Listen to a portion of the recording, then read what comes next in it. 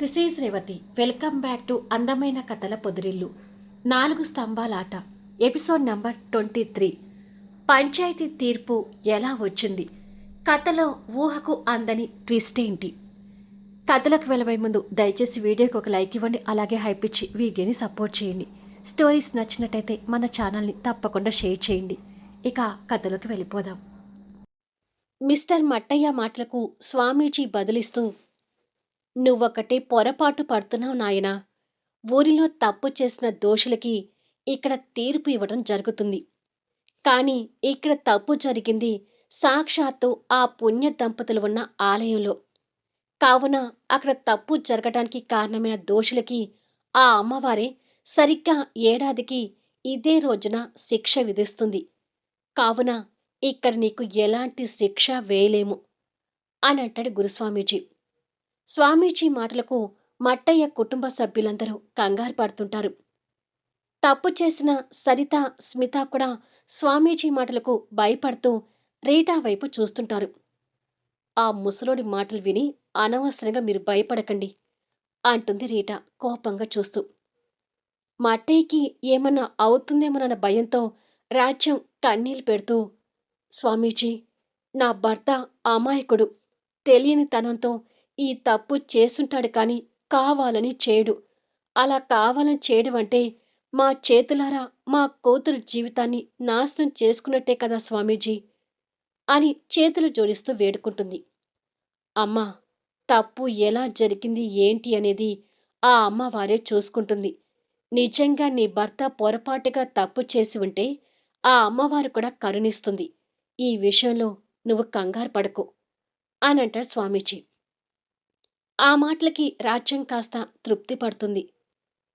ఆ అమ్మవారు అతని కరుణిస్తుందో శిక్షిస్తుందో మాకు అనవసరం స్వామీజీ. ఇప్పుడు జరిగిన ఈ పెళ్లిలని మేము ఒప్పుకోలేము అంటూ కార్తీక్ ఆవేశపడుతుంటాడు. నేను కూడా ఈ వివాహాన్ని ఒప్పుకోలేను స్వామీజీ. ఆ అమ్మాయిని నా భార్యగా స్వీకరించలేను. దయచేసి మాకు జరిగిన పెళ్లిలు రద్దు చేయండి అంటాడు శ్రీమాన్. నేను కార్తీక్ని ప్రాణంగా ప్రేమించాను స్వామీజీ. మీరు ఈ పెళ్లిని రద్దు చేస్తేనే మా జీవితాలకి న్యాయం చేసిన వారవుతారు అంటుంది మైనా. నిలువెల్లా కృంగిపోతున్న పల్లవి మెడలో వేలాడుతున్న తాళిబొట్టును చూస్తూ కన్నీళ్లు పెడుతూ ఏమీ మాట్లాడలేక మౌనంగా ఉండిపోతుంది. మేము ఎన్నో ఆశలతో పల్లవిని మా ఇంటి కోడలుగా చేసుకోవాలి అనుకున్నాము. కాని పల్లవి స్థానంలో ఇంకెవరో అమ్మాయి మా ఇంటి కోడలవుతుంటే మేము భరించలేం స్వామీజీ అంటుంది ఈశ్వరి. మా అబ్బాయి మనస్తత్వానికి పల్లవి అయితే కరెక్ట్ అని అనుకొని ఈ సంబంధాన్ని కుదిరించుకున్న స్వామీజీ. దయచేసి మంచి మనసుతో మా అందరి బాధను అర్థం చేసుకోండి అంటాడు జగదీశ్వర గారు. మా కార్తీక్ మైనా ఎప్పటినుంచో ప్రాణంగా ప్రేమించుకుంటూ వస్తున్న స్వామీజీ. దయచేసి కోరిన జంటల్ని కోరుకున్నట్టుగా కలపండి అంటాడు జయరాం గారు. మైనా ఇప్పటికే మా ఇంట్లో కలిసిపోయిన స్వామీజీ. మైనాని మా ఇంటి నుంచి దూరం చేయకండి. దయచేసి మంచి మనసుతో నలుగురి జీవితాల్ని ఉద్దేశించి తీర్పివ్వండి అంటుంది జయంతి. ఇలా అందరూ వాళ్ళ బాధని చెప్పుకుంటారు. వచ్చిన బంధువర్గాలు కూడా ఎలాంటి తీర్పు ఇస్తారేమోనని కంగారు పడుతుంటారు. వాళ్ళ మాటలకి అప్పటికీ ఆ ఊరి జనాల్లో ఆగ్రహం కలుగుతూ ఉంటుంది. అక్కడ కూర్చున్న పెద్దలు కూడా వాళ్ళ మాటలకు బాధపడుతున్నారు. గురుస్వామీజీ కూడా వాళ్ళ మాటల్ని జీర్ణించుకోలేకపోతున్నారు.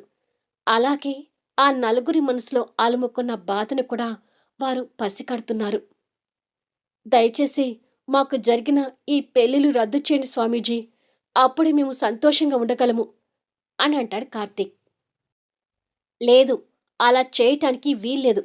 అలాంటి తీర్పు వస్తే ఈ ఊరికి అదిష్టమని మా గురుస్వామీజీ గారికి కూడా తెలుసు. అలాంటి తీర్పు మేము ఒప్పుకోము అని ఊరి జనాలందరూ ఒక్కసారిగా ఆగ్రహంతో అరుస్తూ ఉంటారు. అది చూసి ఈ రెండు జంటలు, బంధువర్గాలు, వచ్చిన అతిథులు అందరూ షాక్ అవుతుంటారు. రీటా మాత్రం ఆ జనాల రెస్పాన్స్ చూసి, చూశారు కదా అంటూ సంతోషంతో కళ్ళు ఎగరేస్తుంది. స్మిత, సరితకి అది సంతోషంగా ఉంటుంది. జనాల దగ్గరించి అలాంటి స్పందన రావటం చూసి ఈ నలుగురు కంగారు పడుతుంటారు. వాళ్ళు విడిపోవద్దు, విడిపోవద్దు అని జనాలందరూ గొడవ చేస్తుంటారు. ఆగండి, కాస్త ఆగండి అంటూ గురుస్వామీజీ చెయ్యి పెట్టగానే వారి మీద గౌరవంతో అందరూ సైలెంట్ అయిపోతారు. ఇప్పుడు నేనిచ్చే తీర్పు వల్ల మన ఊరికి ఎలాంటి అదిష్టం కలగదు. నన్ను నమ్మండి అంటాడు స్వామీజీ. స్వామీజీ మాటలకు జనాలు కాస్త తృప్తి పడుతుంటారు. స్వామీజీ రెండు జంటల్ని ఉద్దేశించి మాట్లాడుతూ, చూడండి నాయనా, అమ్మవారి గుడిలో జరిగిన పెళ్లిళ్ళకి ఒక ప్రత్యేకత ఉండి ఉంటుందని మీరు విని ఇక్కడ పెళ్లిళ్ళు జరిపించడానికి వచ్చి ఉంటారు. కానీ ఈరోజు ఆలయంలో జరిగిన వివాహాల కారణంగా మీ నలుగురి మనసులో అలుముకున్న బాధని ఉద్దేశించి ఇక్కడ నేను తీర్పుని వెల్లడిస్తున్నాను.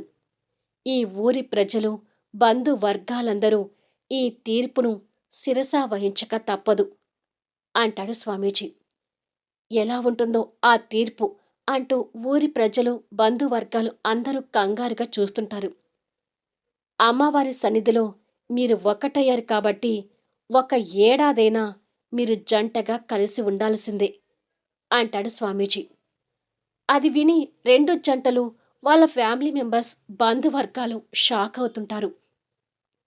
సరిగ్గా ఏడాది తర్వాత ఇదే రోజున మీరు కలిసి ఉండలేము అనుకుంటే చట్టపరంగా వివాహాలు రద్దు చేసుకునే వెసులుబాటు ఉంది కాబట్టి ఆ రకంగా ఏడాది రోజున మీ వివాహం రద్దు చేసుకోండి. అంతే తప్ప ఇక్కడ మీ వివాహాలు రద్దు చేయడం అంటే ఈ ఆలయాన్ని అప్రదిష్ట పాలు చేసినట్టే అంటాడు స్వామీజీ. నో, మేము కలిసి ఉండడం అనేది ఇంపాసిబుల్ అంటాడు కార్తీక్. అవును స్వామీజీ, ఎవరినో ప్రేమించిన అమ్మాయితో నేను కలిసి ఉండడం ఏంటి అంటాడు శ్రీమాన్. పల్లవి, మైనా కూడా బాధగా కృంగిపోతూ స్వామీజీ వైపు చూస్తుంటారు. ఇక మీరు మాట్లాడటానికి ఏమీ లేదు అంటూ అప్పటి వరకు నిదానంగా మాట్లాడిన స్వామీజీ ఇప్పుడు కంఠాన్ని పెంచి ఆగ్రహం చెందుతూ గట్టిగా అంటారు. స్వామీజీలో కనిపిస్తున్న ఆగ్రహం చూసి శ్రీమాన్ కార్తీక్ సైలెంట్ అయిపోక తప్పలేదు. కూతురు భవిష్యత్తు గురించి మట్టయ్య కూడా విలపిస్తున్నాడు. ఇక మైనా, పల్లవి పరిస్థితి చేయి జారిపోయిందనుకుని తల్లడిల్లిపోతుంటారు. ఈ తీర్పును శిరసా వహించకుండా నిర్లక్ష్యం వహిస్తే తగిన శిక్షను అనుభవించాల్సి వస్తుంది. మీకై మీరు ఏడాదిలోపు పెళ్లిళ్ళు రద్దు చేసుకుంటే మీకే కాదు, మీ ఇంటి పెద్దవాళ్ళకు కూడా ప్రాణగండం తప్పదు. ఇప్పటికిప్పుడు మీరు విడిపోయి మీరు కోరుకున్నట్టుగా ఒకటి అవుదామన్నా భరించలేని సమస్యలు మీ చుట్టూ తలెత్తుతాయే కానీ ఎవరూ సంతోషంగా ఉండరు. మీలో ఏ కుటుంబము మనశ్శాంతిగా ఉండలేదు. కీడు మిమ్మల్ని వెంటాడుతూ ఉంటుంది. అటువంటి దుర్భర జీవితాలు మీకు కలగకుండా ఉండటానికి ఈ తీర్పు ఇలా ఇవ్వటం జరుగుతుంది. ఏడాది తర్వాత ఇదే రోజున మీరు కలిసి ఉంటారా, విడిపోతారా అనేది మీ అంగీకారంతో ఉంటుంది. అప్పుడు మీరు తీసుకునే మీ నిర్ణయానికి మేము ఎవరం అడ్డు చెప్పడానికి ఉండదు అని అంటాడు గురుస్వామీజీ. గురుస్వామీజీ మాటలకు నలుగురు మైండ్ బ్లాంక్ అవుతుంటుంది.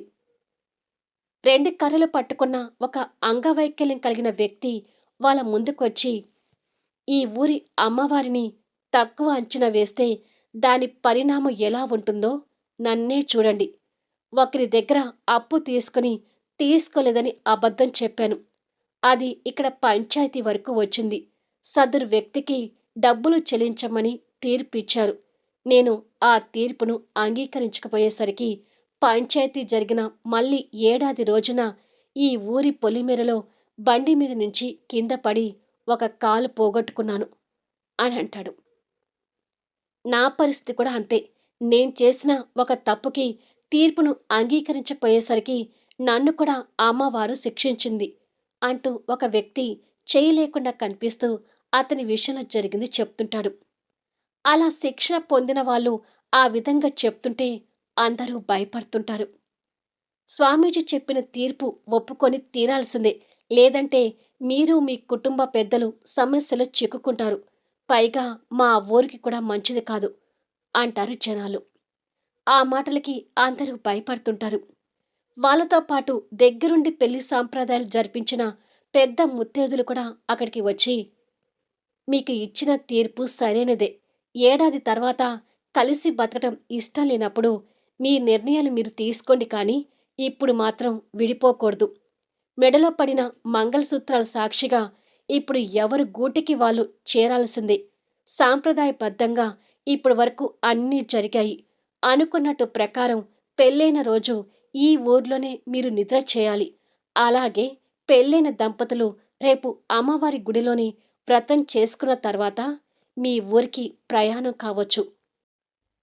ఈ తీర్పు మీరిక్కడే కాదు, మీరు ఏ దేశం వెళ్ళినా, ఏ మూలన ఉన్నా కూడా ఈ తీర్పును అంగీకరించక తప్పదని గుర్తుపెట్టుకోండి. లేదంటే అమ్మవారి ఆగ్రహానికి గురై తగిన శిక్షను అనుభవించాల్సి వస్తుంది. అమ్మవారి ఆశీస్సులతో మెడలో పడిన తాళిబొట్టు సాక్షిగా ఎవ్వరి గూటికి చెందిన వాళ్ళు ఆ గూటికి చేరి రేపు వ్రతానికి ఆలయానికి వచ్చేయండి అని చెప్తారు. ఇప్పుడు కాదు అనుకొని సమస్యలు తెచ్చుకునే బదులు ఒక్క సంవత్సరం కళ్ళు మూసుకుంటే సరిపోతుందండి అని అనుకుంటారు పెద్దవాళ్ళు. ఈ నలుగురికి మాత్రం ఆ తీర్పు మింగుడు పట్టానికి కష్టమవుతుంది.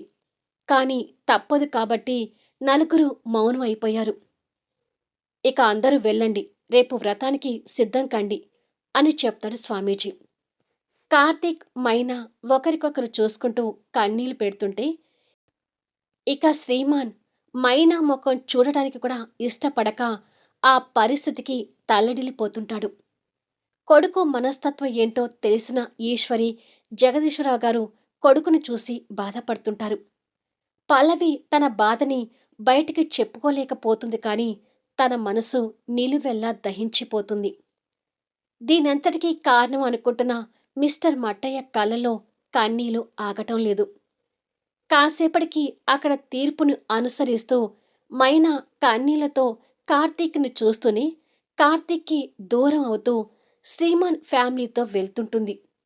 ఇక అది శాశ్వత దూరమని ఆ క్షణం ఇద్దరికీ తెలియదు. పల్లవి తన తండ్రిని, కుటుంబ సభ్యులను చూసి కన్నీళ్లు పెడుతూ కార్తీక్ వాళ్ళ ఫ్యామిలీని అనుసరిస్తూ వెళ్తుంటుంది.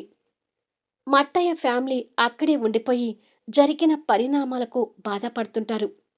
స్వామీజీ మట్టయ్యని చూసి, మీరు కూడా వెళ్ళండి నాయనా అని అంటాడు. మట్టయ్య స్వామీజీకి నమస్కరించి కుటుంబంతో కలిసి అక్కడి నుంచి వెళ్ళిపోతాడు. పాపం పల్లవి అంటూ ఆఫీస్ స్టాఫ్ కూడా అక్కడి నుంచి బయలుదేరి బస్సు ఎక్కుతారు. వచ్చిన అతిథులు కూడా ఇక ప్రయాణం అవుతారు. రీటా బ్యాచ్ కూడా అక్కడి నుండి వెళ్ళిపోతుంది. ఆ ఊరి సర్పంచ్, పెద్ద మనుషులు, పురోహితులు కూడా అక్కడి నుండి వెళ్ళిపోతారు. ఇక అక్కడ మిగిలింది కళ్యాణఘట్ట ఇన్ఛార్జ్ శ్రీనివాస్ గారు, గురుస్వామీజీ. శ్రీనివాస్ గారు స్వామీజీ దగ్గరికి వచ్చి వారికి దండం పెట్టి, నాది ఒక చిన్న విన్నపం స్వామీజీ అని అంటాడు. ఏమిటది అని అడుగుతారు స్వామీజీ చేతిలో రుద్రాక్షను జపిస్తూ. ఇంతవరకు చరిత్రలో ఈ ఆలయంలో వివాహం జరిగి ఒకటైన దంపతులు విడిపోయారనే మాట లేనే లేదు. ఏదో మీరు వాళ్ళని తృప్తిపరచడం కోసమని ఏడాది తర్వాత మీరు ఇష్టపూర్వకంగా నిర్ణయం తీసుకోవచ్చని తీర్పులో ఒక చిన్న మాటను వెల్లడించడం జరిగింది. మీరు ఇచ్చిన తీర్పు ప్రకారం వాళ్ళు కలిసి ఒక గూడు కింద ఉండకపోతే అమ్మవారి ఆగ్రహంతో శిక్షా అర్హులు కూడా అవుతారు కాబట్టి ఈ ఏడాది వాళ్ళు కలిసి ఉండక తప్పదు. ఏడాదే కాదు, జీవితాంతం వాళ్ళు కలిసి ఉండాలని మీ మనస్సు కూడా కోరుకుంటుందని నేను గ్రహించలేనంత వాడిని కాదు కదా. కానీ ఏడాది తర్వాత వివాహం జరిగిన ఈ రెండు జంటలు కలిసి ఉంటారనే నమ్మకం నాకు ఎందుకో సన్నగిల్లుతుంది. ఈ ఏడాది పొడుగునా వీళ్ళ జీవితాలు ఎలా ఉండబోతాయో ఒక్కసారి మీ దివ్య దృష్టితో చూడగలుగుతారా స్వామీజీ అని అడుగుతాడు. నేను చూసేది ఏముంది, ఏడాది తర్వాత మీ నిర్ణయం మీరు తీసుకోవచ్చని ఏదో వాళ్ళని తృప్తిపరచడానికే చెప్పానని నువ్వు గ్రహించావు కదా, అదే నిజం. ఖచ్చితంగా అమ్మవారి సన్నిధిలో పెళ్ళైన ఏ దంపతులు విడిపోరు. ఏడాది తర్వాత కూడా వీళ్ళు కలిసే ఉంటారు అని నమ్మకంగా చెప్తాడు స్వామీజీ. ఒక్కసారి నా మాటను కాదనకుండా దివ్య దృష్టితో చూడండి స్వామి. ఎందుకో నా మనసు ఒకటి తలిస్తే మీరు ఇంకొకటి చెప్తున్నట్టుగా ఉంది అనంటాడు.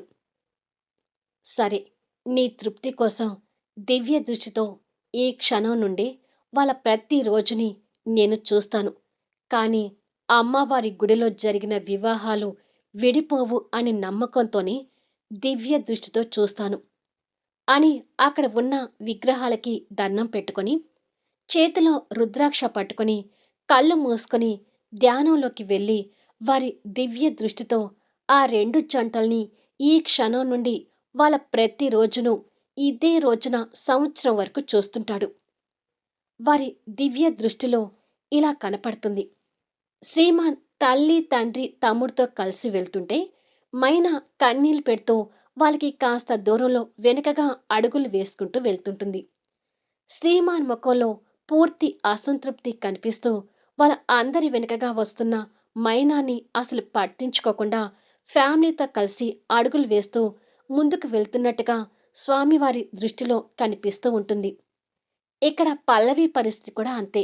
అందరు కుటుంబ సభ్యులు వెళ్తుంటారు. తను కన్నీళ్లు పెడుతూ వెనుకగానే వెళ్తుంటుంది. కార్తీక్ పల్లవి మొహం వైపు చూడటానికి కూడా ఇష్టపడటం లేదని స్వామీజీకి తెలుస్తుంటుంది. ఆ క్షణం నుంచి మొదలు ఆ రెండు జంటల ప్రతి రోజుని దివ్య దృష్టితో చూస్తూ వెళ్తూ ఉండగా ఇద్దరి జంటల్లోనూ పెను తుఫాన్లే కనిపిస్తుంటాయి. ఏడాది చివర్లో ఒక జంటను చూసి తృప్తి పడుతుంటే మరో జంట గురించి ఏడాది చివరి రోజున భయంకరమైన సంఘటనను ఎదుర్కొంటాడు. Order, order, order! మీరు కోరుకుంటున్నట్టుగా మీ ఇద్దరికీ జరిగిన వివాహం రద్దు చేస్తూ మీకు విడాకులు మంజూరు చేయటం జరిగింది అని జడ్జి గారు చెప్తూ కనిపిస్తుండగా స్వామీజీ భయభ్రాంతులతో కంగారుగా కళ్ళు పెద్దవి చేసి తెరుస్తాడు. స్వామీజీలో కనిపిస్తున్న భయాందోళన చూసి ఏమింది స్వామీజీ అని అడిగితే శ్రీనివాస్ గారు, ఈ రెండు జంటలలో ఒక జంట పరిపూర్ణంగా కలిసిపోతే ఇంకొక జంటకి ఎడబాటు తప్పటం లేదు. ఈ భయంకరమైన దృశ్యాన్ని నా దివ్య దృష్టితో చూడాల్సి వస్తుందనుకుంటే నేను ఈ ప్రయత్నమే చేసి ఉండేవాణ్ణి కాదు. అమ్మా, ఏంటి తల్లి ఇది? నీ చల్లని నీడలో వివాహం జరిగిన దంపతులు విడిపోవడం అనేది ఇంతవరకు చరిత్రలో లేదు కదమ్మా. మరిప్పుడు ఎందుకమ్మా ఒక జంటను కలిపి ఇంకొక జంటను ఎడబాటు చేస్తున్నావు అంటూ బాధపడుతుంటాడు. అది విని శ్రీనివాస్ కూడా షాక్ అవుతుంటాడు. మళ్ళీ నెక్స్ట్ వీడియోలో కలుద్దాం.